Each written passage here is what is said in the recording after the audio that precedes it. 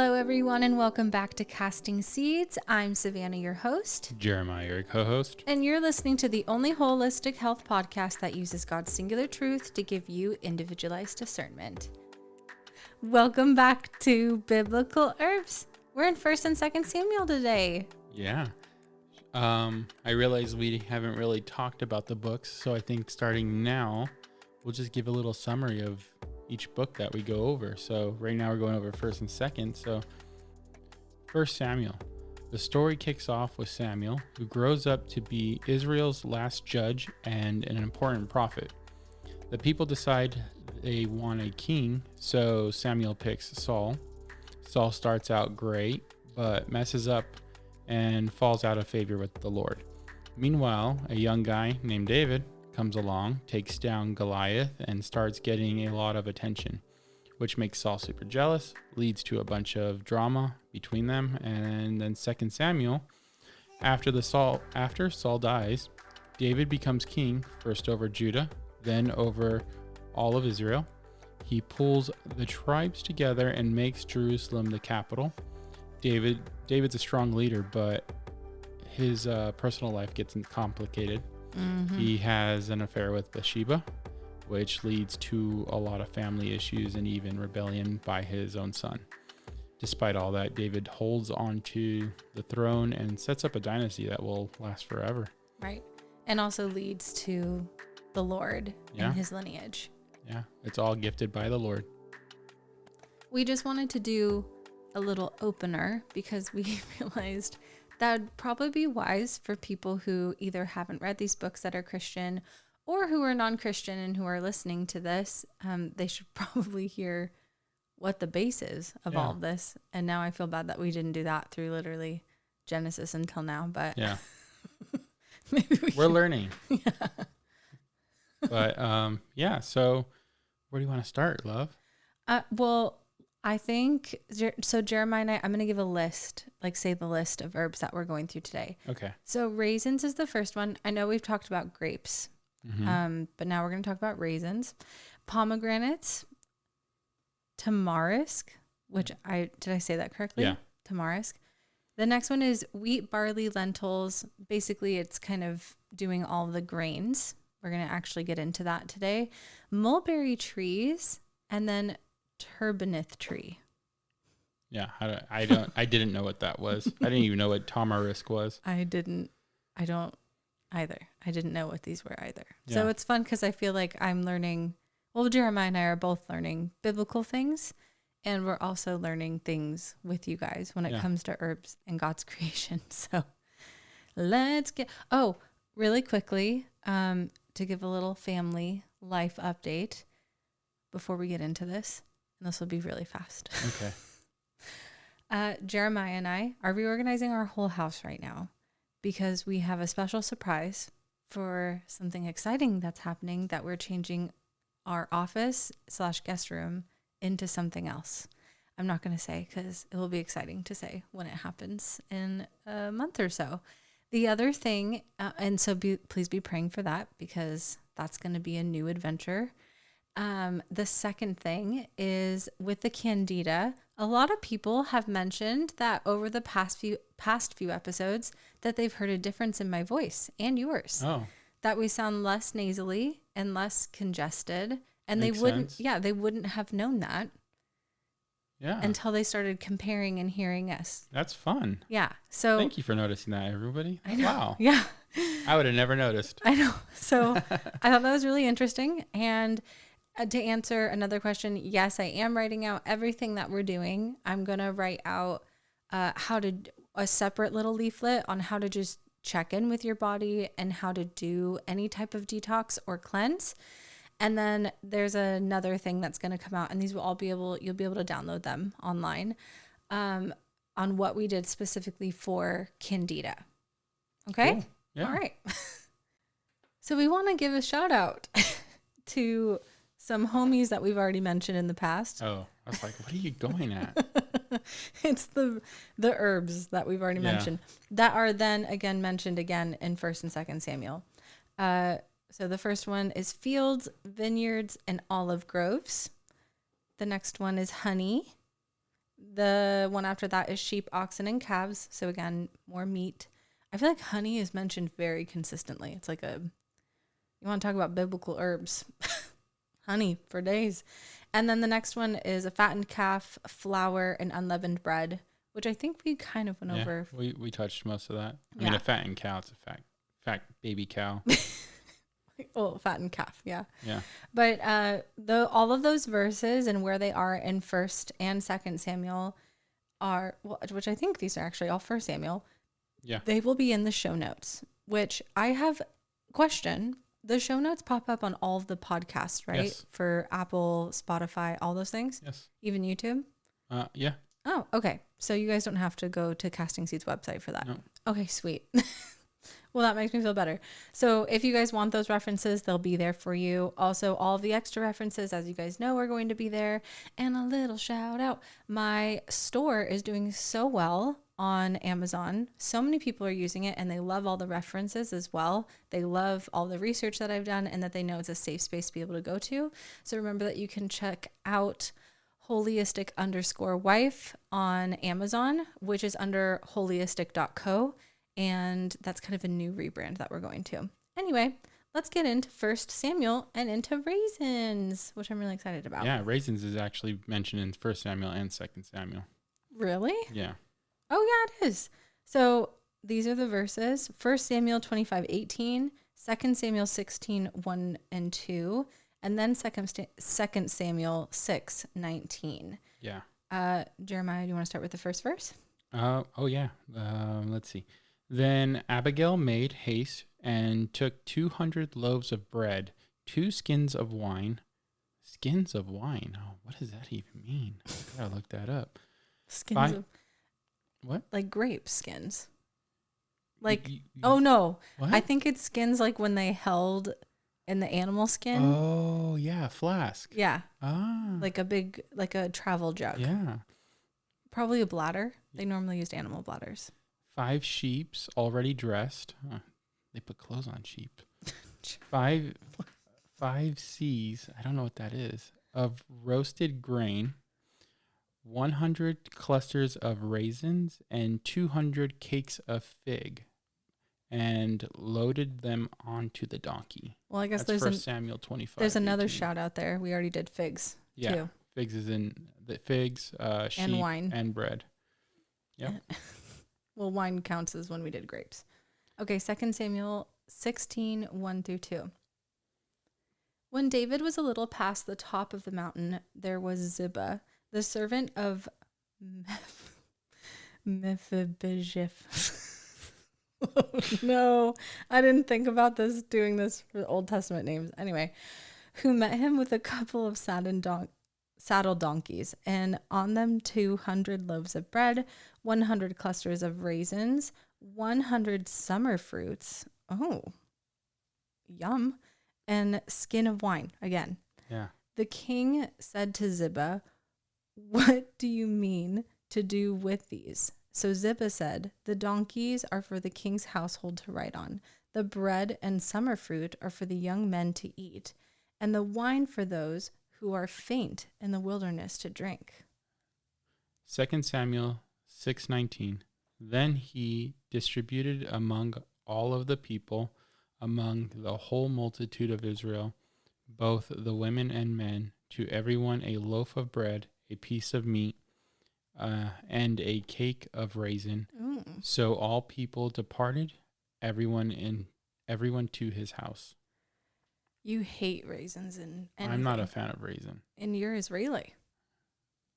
What's your point? I think you need to start eating raisins. It's like biblical for you to do so. Yeah. Because, you know why? Do you want to know what the health benefits of raisins are? Let's hear it. Okay. Fiber. All right. Really good fiber, which I think is the last thing that you need. Antioxidants. Yeah. Phenolic compounds. What's that? So raisins contain antioxidants that polyphenols, basically they help protect cells from oxidative stress and damage and all the free radicals. Okay. Which a lot of, I know we talked about, not sap. What was it? Balm. Yeah. A lot of the balms also have a ton of them in it, which I don't think we mentioned before. Mm. But anything that's like a dark berry, a dark fruit, has a ton of polyphenols. Okay. Just think of them as like killing wrinkles, even though that's not even close to what they do. So resveratrol. What's that? I had no idea until we looked it up, which has been linked to reduce inflammation and improved heart health. Okay. That's a fun fact. It also is very high in potassium and boron, which boron is really high in trace minerals, and that supports bone health and helps prevent loss of any type of calcium. Nice. It's also naturally high in iron, but not high enough where it would be dangerous, because a lot of people are actually overly high in iron. And in order to balance that out, you should have a good amount of vitamin K, A, D, magnesium glycinate, and zinc glycinate. Yeah. So, yeah. Raisins are great. Have you ever had that Christmas cake before we were gluten-free that had raisins in it? That bunt-looking thing with like fruit? I hated that thing. I feel the like bread was sweet, but like I never liked it. I felt like it was more of like a Hispanic tradition that Really? came from Mexico for my family. Yeah. Oh, we got it at the Argentine market. Well, okay, South American, Yeah. right? So like for my family, they brought it from Mexico, and it was That's always we always had it on Christmas Eve, and it was I My think I tried grandpa it loved once. it. Yeah, it's Yeah. always the abuelos. Next is pomegranate. And for this, we only have one verse. Yeah. 1 Samuel 14:2. Do you want to read it? No, go for it. And Saul was sitting in the outskirts of, I should have let you read this. Gibeah? And the outskirts of Gibeah? Under, I just thought Under of a like Carly. pomegranate tree, which is in Migron. My groin? Babe. That's what it sounded like you said. The people who were with him. All right. The people who were with him were about 600 men. Okay. So pomegranates. I feel like we're just barely getting our lives together right now. Like we can barely get through this episode. We can't stop laughing. I don't know why. The possible benefits, which means they can do this for people, not everybody. It helps with bronchitis, cancer, especially a lot of estrogen deficiencies. The juice of the pomegranate can actually help with hemorrhoids and anal leakage, which is disgusting. I've heard of that. But it just sucks later, because I know when people do things like that, especially if you do kind of an enema with it, it actually looks like you're pooping blood. So just make sure that you don't have anything miscolored beforehand so that you can actually keep track. It also helps with inflammation in the inner eyelid. So people will do drops. And for all of this, do fresh squeezed pomegranate. When I say pomegranate juice, I don't mean from concentrate. I don't mean things that you buy at the store. This is what you're doing at home. Yeah, that stuff has citric acid in it and all kinds of additives. Exactly. And sugars. So just don't do that. Also, it helps with infertility. If you gargle with it or eat it consistently, it can also help with mouth sores. It also helps with painful menstruation, which, by the way, so does pickle juice, and sore throats, and even worms in high amounts, especially if you eat the seeds, the pomegranate seeds. The same thing can also help with chia seeds and wormwood, which we'll get to that another time, because I know that's also mentioned in the Bible. But the pomegranate was the main metaphor for early fertility in ancient lives in the Middle East. According to Jewish legend, there are approximately 613 seeds in the pomegranate, the same as the number of laws God gave to Israel. The last thing about pomegranate is it actually helps with a lot of viruses, the same way that elderberry does. Oh. So if you're ever making elderberry syrup, I actually highly recommend cooking into it a bunch of different herbs like oregano, thyme, parsley, so many of basically Italian herbs. Think of basil, all of those things. And then also adding in and cooking in pomegranate, which would be amazing. That would be like a superpower. And then if you can make them into gummies, that's great. It can last longer, or it will last 3 months in the fridge with honey. Let's move on to tamarisk.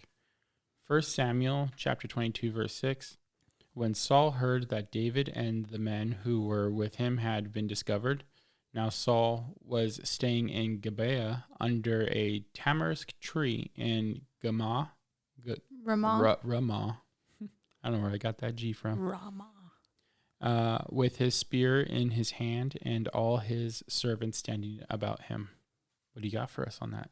So the traditional medicinal uses for tamarisk are for an anti-inflammatory, antimicrobial, really good for digestive health. Like it's a really good bitter. They use the leaves and the bark and the root of the tree and the sap, but not a lot comes out. It's a diuretic. It's used for wound healing and also a plethora of skin conditions, which back then leprosy was really big. So they would use that for leper spots because it was anti-inflammatory and antimicrobial. That's cool. Yeah. The preparation and application was interesting because they used it as an infusion in a tea. So the leaves and the bark of the tamarisk was often used to make the infusions, where the teas were consumed for internal ailments normally. But you can also use them, as like a poultice, which I'm going to be mentioning in a moment. And not just a poultice, but you can use them as like a mask and things like that. And people would put them over their sores, like I mentioned before. So the poultice part of the plant that they used the most was the paste that they applied directly onto their skin. And that could have been a mixture of the root, the branch, the bark, the tree itself, or the leaves. How do you make a poultice? So that's a good question. Most poultices are made up out of water. So, those like, I forget what they're called. The machates, the mahaques. Oh my gosh, the molar. Yeah. You grind it. Yeah.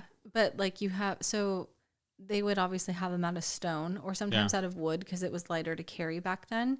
And they would muddle it with water, and you'd want it to be enough that it was a paste. And then the water that would come out of that, if it was too much, they could drink it if it were safe, or they can use it to keep the poultice wet. And they can soak the herbs, or I should say the cloths that they had. So they would soak the herbs in the cloth, and then they'd apply it to their skin directly. Or even for women, they would insert it vaginally or rectally for men if there was, severe ailments around those regions. Okay. I know that sounds crazy, but that's what they do. You like put it in the cloth and then they'd have it sit there. It also was used for decoctions. So kind of like their version. And they did make tinctures back then because they would use alcohols and ferment these things, and then it would last a lot longer. But a decoction specifically is like a really strong tea. So they'd boil the leaves or bark in water and create the concentrated liquid. That was the most common preparation for basically preventative work for mental medicinal uses for any herb or plant. So that was used quite often, especially for trees and bark, because it takes a lot longer for things to simmer on a pot. So when they were going to stay in a place for a long time, that's when they would get the shrubs, the trees, the wheat, and all those types of things and cook it down so that they could use it for medicine and then have it for when they traveled. Makes sense. Yeah. Let's jump over to wheat. Okay, so wheat, barley, and lentils. We're gonna put them all three together. We also have curds in here because they do mention cheese here. And then we'll be jumping into barching. Barching's a method of preserving nuts and grain. Yeah, that's right. Jeremiah's gonna explain that. Yeah, he's excited.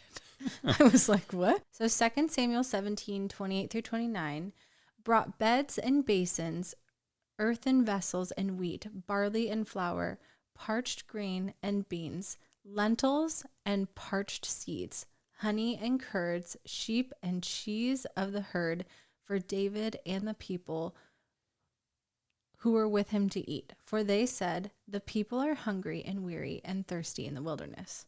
Well, if they read 1 Samuel, they'd know that they also need wine. A little That's circling funny. back there. So we're going to start with barley. The benefits of barley actually are preventative for diarrhea. That helps with gastritis. It's also a great binder for poultices, which I because barley is not as prevalent now, I suggest oatmeal to a lot of people because it's Okay. also very calming and nourishing to the skin, but so is barley. If you can get barley, I would prefer that over oatmeal because normally barley isn't as coated in chemicals like Okay. oatmeal is because oatmeal is so prevalent. It's also super soothing in any ointment, the same way that oatmeal is. So at the Sermon of the Mount, barley loaves played the significant role in Jesus's miracle of the loaves and fishes, which is really cool that it was specifically barley. Jesus fed the multitudes with what the boy offered, right? Which we know that that was an amazing miracle that he did. He fulfilled the same miracle as the prophet Elijah in the second book of Kings. And Jesus did it with fewer loaves of barley and more people. Fun fact.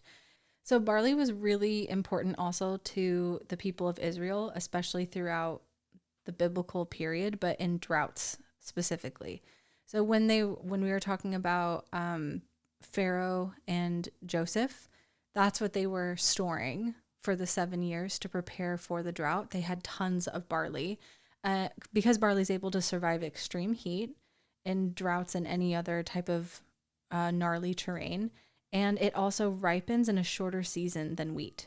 So they used wheat and barley when they were doing that whole thing. Barley is also a lower protein content than wheat or rye. So the grain rarely was used alone in bread. You have to mix the barley with millet, spelt, or a pea meal just for the proteins to be able to bind and get better. That's why you don't hear very often, like when people make sourdoughs and stuff, it's not just barley because it's difficult to get that rise in the yeast without the proteins. So I don't recommend if people are like, oh, I'm going to use barley as my next sourdough. Don't do it. There's a reason why it's not commonly used. You can mix it with a sourdough starter that you use out of something else, like a millet or spelt or pea meal, something with higher amounts of protein.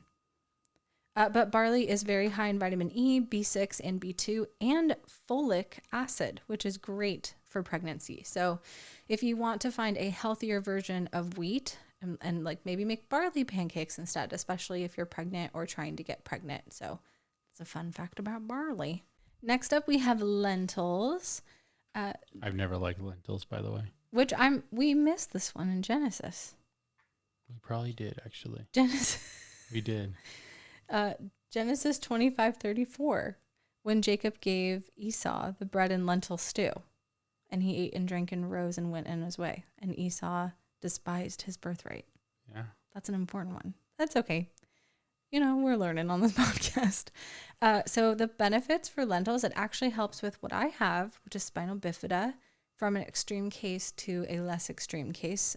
So that's really cool because it actually helps mend the spine and the spinal cord, and it helps with nerve ending connection. It also really helps with fetal alcohol syndrome. So if children have suffered from that, it helps, again, with neurotransmissions in the brain. So lentils are really good for neurotransmission in general. Lastly, we have wheat, which we did go over gently.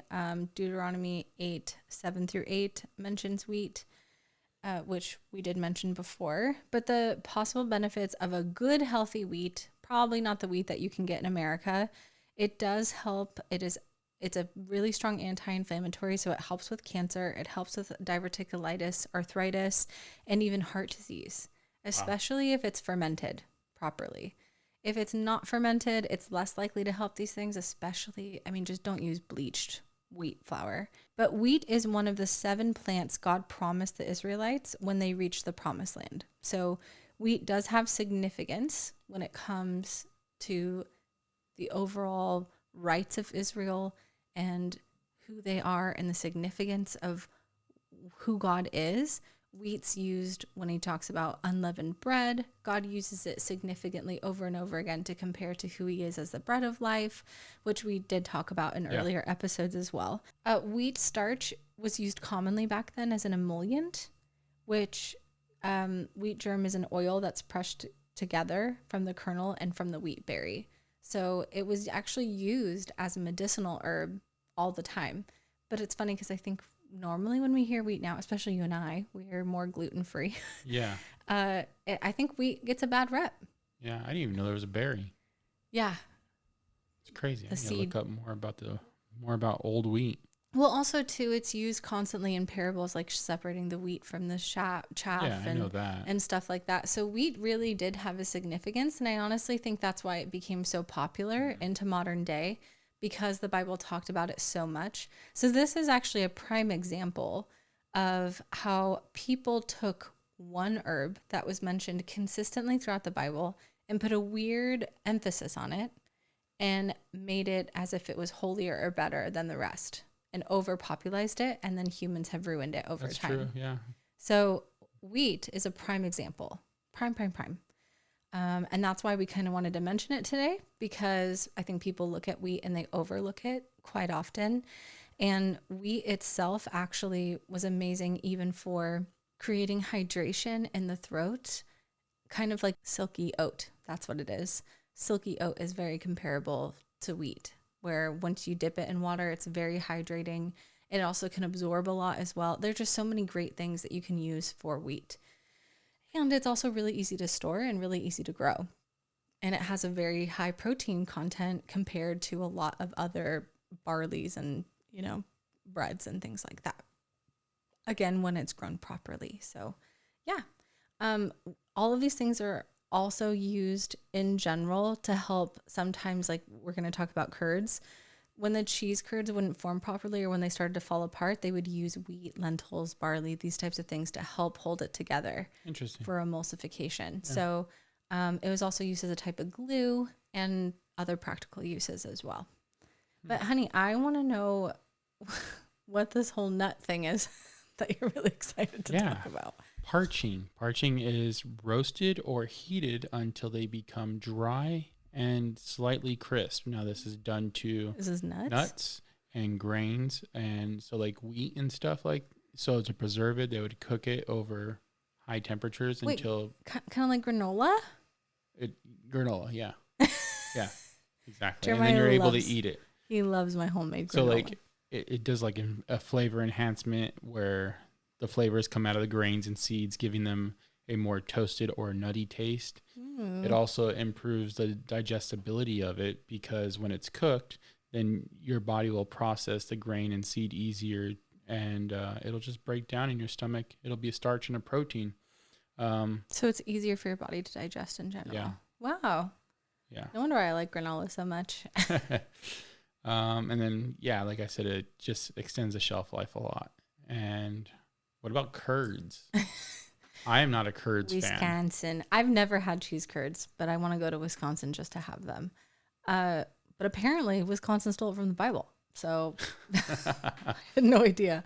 But the definition of curds is the coagulated or solidified portions of milk that have come together and curdled in addition to the acid. So it's like they used either a lemon or a vinegar to be able to bind it. So that reaction is called rennet, and the enzyme, it's basically the main enzyme used in cheese making. The curds, which is lemon or vinegar. The curds are the basis for various types of cheeses. Like that's how you make really amazing mozzarella, and Jeremiah's gagging. Yeah, we love smoked Gouda in this household. But I mean, obviously they're great because you could, especially if they aged them, right? They could store them for a longer period of time. They're really rich in protein, which is essential for muscle growth and repair. And oh my gosh, that means that they were doing the Parmigiana trend. New protein trend that eats all over Instagram. Just go to Costco and buy giant chunks of Parmesan, and it's just low in fat and high in protein. Don't do that. I mean, people can if you do well with cheese.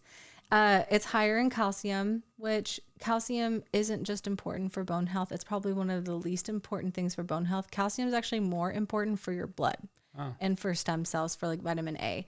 But fat, right? Higher amounts of fat, which is really good for brain health, gut function, and basically just overall function in the body.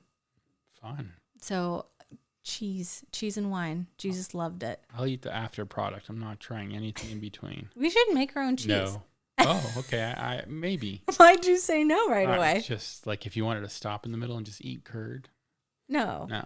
I mean, maybe. No. I feel like, you know me, I try Replace things. it with a tea. I try things. Curd? No, I said replace the C with the T. You didn't say C. Oh, I didn't. Turd? So dumb. Okay, on to mulberry trees. So in 2 Samuel chapter 5, verses 23 through 24. Therefore, David inquired of the Lord, and he said, "You shall not go up. Circle around behind them, and come upon them in front of the mulberry trees. And it shall be, when you hear the sound of marching in the tops of the mulberry trees, then you shall advance quickly, for then the Lord will go out before you and strike the camp of the Philistines." So, like, this is not actually talking about consuming it or anything. It's just mentioning the tree. So I thought it'd be a good one to include because mulberry has a lot of health benefits. It does, especially black mulberry. Yeah. The darker the berry. You said it. Do you know what I'm going to say? The sweet, the juice. Do you not know that? No. So the possible benefits for black mulberry is helping with the fever. Again, add it to that. You can add it to that elderberry syrup. Okay. Because it's great for sore throat. Also helps with inner eyelid inflammation. Have you noticed all these like red berries help with inner eyelid inflammation? Yeah, I never even thought of that. Yeah, I don't know when you get inner eyelid inflammation, but apparently... Pink eye? Is that the only time? I can think of allergies. Oh, maybe allergies, or like if I was gonna say if you got something in your eye. Yeah, you know, I think I've had a metal shaving in my eye 3 times from like working and stuff in construction. So it is so painful. You know, they have eye covering glasses to help. I know, it goes right around the glasses. I was wearing them. Just ricochet, ding, ding, ding, stuck in the eye. I'm sorry that's happened multiple times to you. Yeah, one time it happened to my dad and I at the exact same time. Did you mean to say I? Yes. No, I meant. Never mind. I thought you were being funny. No. I thought you were being like my dad and I. Like. Anyway. No, only you're that clever. Okay. Anyway, possible benefits. The last one. It helps with menstruation, especially painful menstruation, and it does help with cysts if you have PCOS. So the Greeks and the Romans would actually use mulberry to make wines, mostly just because it was a dark, delicious purple juice. And apparently mulberries taste like a cross between a huckleberry, a blackberry, and a blueberry, which that sounds bomb, but I guess they're a little more tart. So they add like a lot of honey to it, which I would love to try mulberry. I've never tried it before. And if any one of our listeners lives near mulberries and wants to send me a homemade jam or something, I'm just going to... Do mulberries grow in America? I wonder. I don't think so. But now that we have listeners from all around the world... True. We need a listener in Israel. I will pay for the shipping and handling. Right? I'll pay you for your product. If you want to send it as a gift, great. But I will also pay to try mulberries. Fresh, delicious mulberries. Okay, we're finally at the last one. 2 Samuel 18, verse 9. Then Absalom met the servants of David. Okay, so terebinth tree is the last one, you guys. We finally made it. Oh, I've had to redo this verse like 8 times. Okay, 2 Samuel 18, verse 9. Then Absalom met the servants of David. Absalom rode on the mule. The mule went under the thick branches of the great terebinth tree, and his head caught in the terebinth. So he was left hanging between heaven and earth, and the mule which was under him went on. When I'm having a bad day, I'm literally just going to think. This guy's bad luck. What happens next? 2 Samuel 18, verse 10.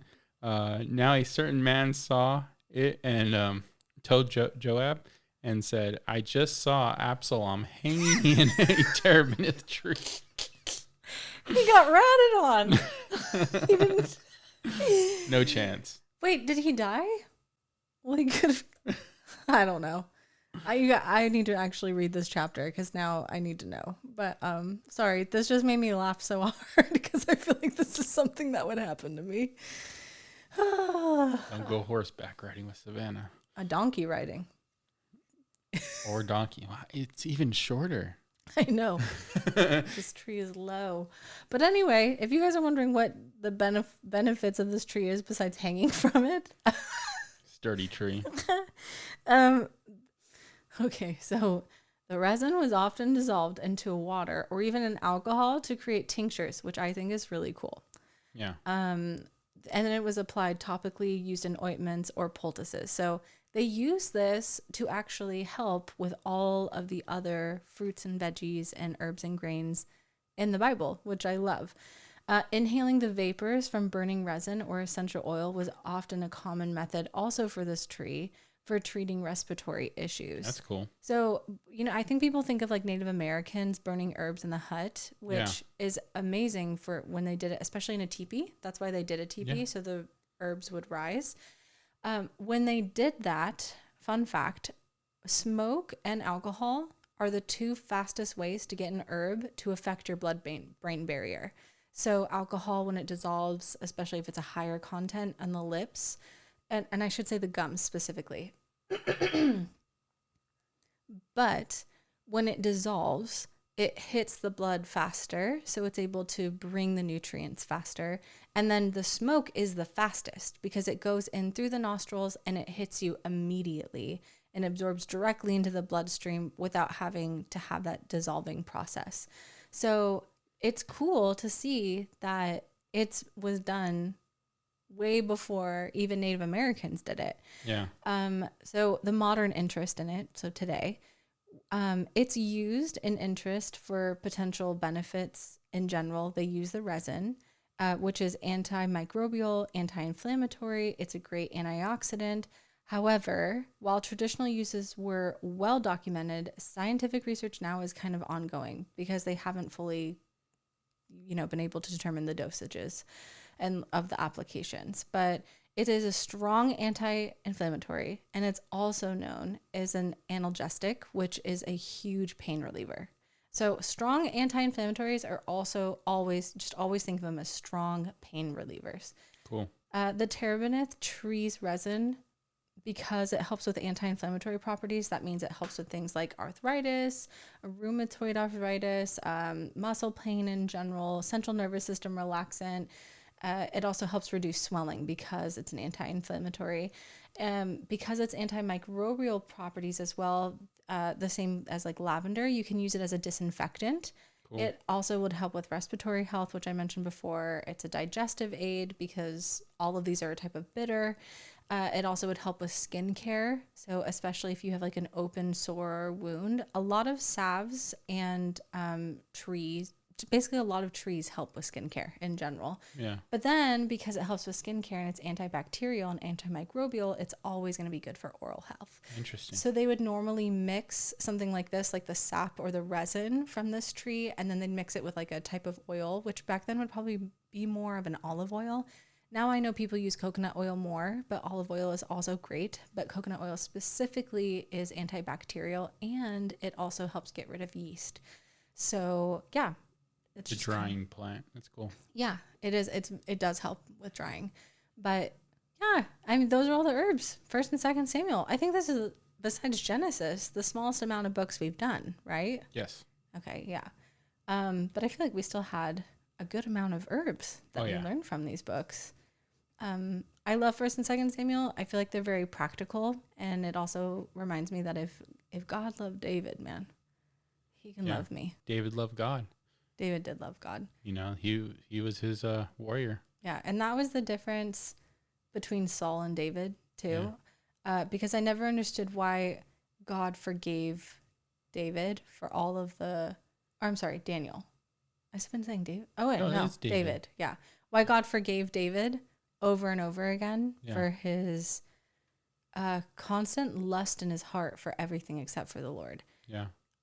But he had true repentance and true remorse after he was a doing true those Christian. things. Yeah. Well, a true Jew, I guess. Yeah.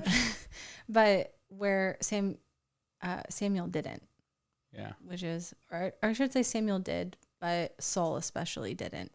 So, I just pray for the wisdom and discernment that David had. And I pray for it for our listeners. And I pray that this was a fun episode. I know that these things can kind of be dry, just going over herbs and supplements. Jeremiah tries not to yawn like a quarter of the time if we're not laughing. Some of these do get a little boring. Not gonna lie. But that's why we try to throw in, like, we'll do an episode like this, and then we do, we talk an about interview or yeah, our life update or exactly. some other fun thing. Oh, we found out today. This is fun. We have rats because of our dog poop, because our dogs eat so healthy. The grains that they're pooping is still edible to other animals. Yeah, we did see that. That is oh my gosh. We couldn't figure out why we had so many rats. And I know I have a garden, but like we use deterrents for that naturally. And especially having 2 dogs, like they go out there and boom, they're gone in a second. But we've realized our dog poop, the natural manure that we use from our animals, is what's attracting the rats, and they're eating it. So now Jeremiah and I literally every time our dogs, like we're going to have to be on top of getting the doo-doo way faster. So may that be a lesson, you guys. If you make your dog's food homemade, pick up your dog poop fast because you're going to attract rats, and that's not cool. Yeah. But thank you guys for listening today to this episode of Casting Seeds. We are so thankful for our listeners all around the world.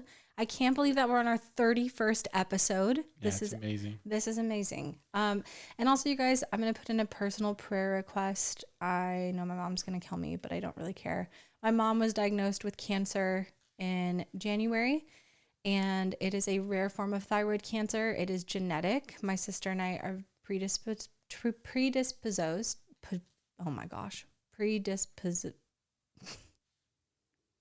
My sister and I could get it. Yeah. And that's why I've just been trying really hard, especially to take care of my thyroid issues that I've had. And since I've been healing with Candida, my thyroid issues have virtually been gone this past month, which has been a huge blessing. But my mom's surgery to remove her thyroid cancer, and part of her thyroid is actually this upcoming Tuesday. You guys will be hearing about it the morning after. So my mom's surgery is this Tuesday. You guys Wednesday morning will be hearing this. So just be praying for her healing and recovery. She may still be in the hospital by the time you guys are listening to this at 6 a.m. So please be praying for my mom, and please be, whoa, my mic cut out. Yeah. And please be praying for my dad and his leadership and making decisions on what's best for her health. Please also be praying for her health specifically, and the fact that she starts making the best choices for herself moving forward to be able to prevent the cancer from coming back. She also has a a cyst in her brain that's literally 1/4 of the size of her brain. That may or may not have happened from when she was younger from an accident or from the thyroid cancer. We're unsure, but that's also going to be removed. So please be praying for that as well. If you guys also, as listeners, have specific prayer requests that you want me to mention on this podcast, I want to open that up to you. Please send me messages on Instagram. Send us an email at castingseeds.podcast@gmail.com so that we can have all of the listeners praying for you, because we are a family here.